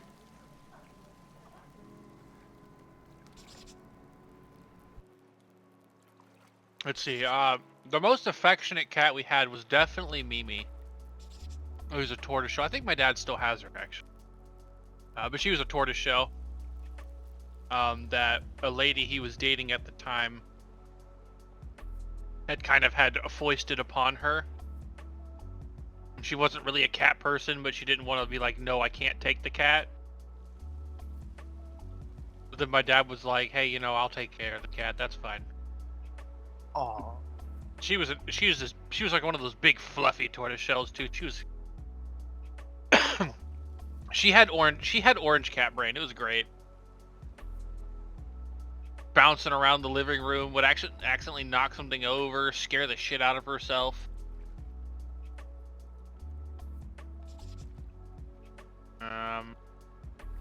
Ellie lived in the closet. My cat was terrified of open spaces. Don't know, to this day we don't know why. We got her as a kitten, but she wasn't like a rescue or anything. We literally just, my aunt's cat had babies and she gave the little calico girl to us, and she was just like, "Nope, I live in the closet. It's dark, it's small, and it's safe." She was also one of those cats that drooled excessively. Oh, duh. Cece wound up being mine because her fur would mat in a way where it would feel like you were petting her spine. And nobody else in the family liked it. Aw. But I wasn't bothered by it. It was like, she still deserved affection and love and care. Yeah. Aw. And so... Just like you, Zim.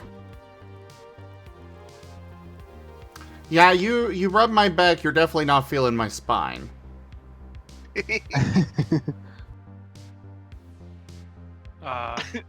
We also had my mom's cat Buddy, who my mom went to go get my sister a cat, and as this big old black, this little black cat pops up and just stares at my mom through the door, before they even get to the where all the cats are, and the cat just immediately just sits on my mom's lap and goes, "Yep, this is my human." My mom was like, "I'm sorry, you're adorable, but I can't take you." And they, my sister got her cat and they went to leave, and my mom went to go leave, and Buddy was just staring at her out the window. And she just turned, she was just like, "I shouldn't have looked back." And she turned back around and went and adopted the cat. And he turned into a big chunky boy, and he hit like a boxer. It was really funny.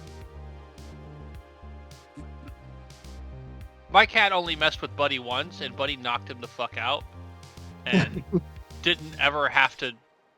That's precious.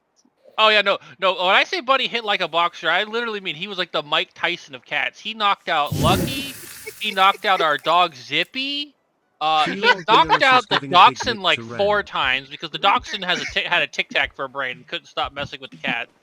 And let me put it this way: Zippy was a German Shepherd Border Collie mix. Oh no, that's a dangerous mix. And he just got fucking clocked by Buddy. And yeah, no, everybody, all the animals very swiftly realized that no, Buddy was the cat in charge. he got what he wanted, or he's knocked you until you couldn't see straight and got what he wanted anyway. Also, regarding German Shepherd mixes, though, the most precious one is German Shepherd Corgi mix. Yeah, those are great. They, Zippy like, was such a sweet boy. you mix anything with Corgi and it just looks like a Corgi in disguise. Yep, them Corgi genes are strong.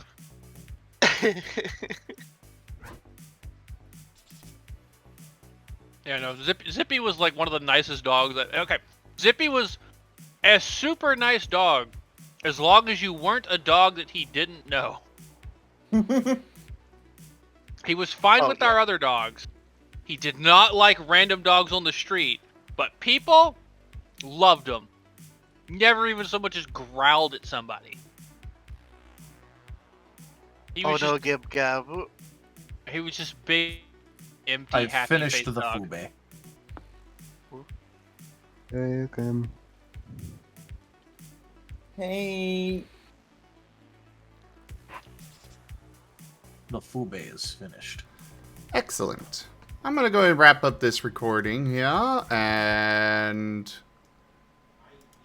I do ask that at some point to take a look at what I've updated the proposal with Tau, because I've run into a slight roadblock on what Sagacity should do, but yeah, we can worry about that later. Yep. For now, thank you everybody for joining us today for this DevTales stream, as well as the Marten stream. Check out our website, zgfgaming.com. We got links for our Discord, Telegram, Mastodon, Blue Sky, Patreon, and more. They are on the website, as well as down in the description below through our link tree. Thank you to my patrons, tippers, and subscribers. It is your support that keeps this channel alive and going. I cannot do this without your guys' help and your support, so thank you. Consider becoming a patron over at patreon.com/zgfgaming.